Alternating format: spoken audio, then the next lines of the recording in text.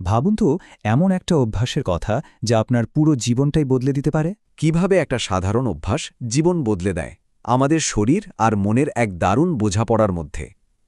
আর সেই বোঝাপড়াকে জাগিয়ে তোলার অন্যতম শক্তিশালী একটা উপায় হল দৌড়ানো।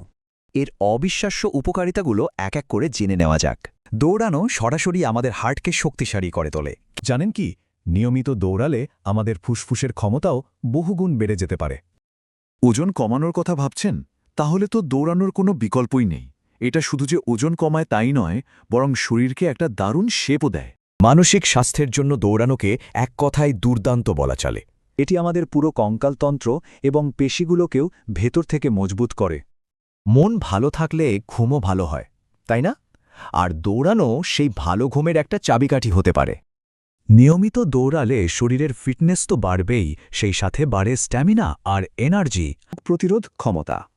দৌড়ানো আমাদের ইমিউন সিস্টেমকে ভেতর থেকে এতটাই শক্তিশালী করে তোলে যে শরীর সহজে অসুস্থ হয় না। তাই সার কথা কিন্তু একটাই, প্রতিদিন দৌড়ান আর সুস্থ থাকুন। তাহলে প্রশ্ন হল, এই দারুণ যাত্রার শুরুটা কবে থেকে হচ্ছে?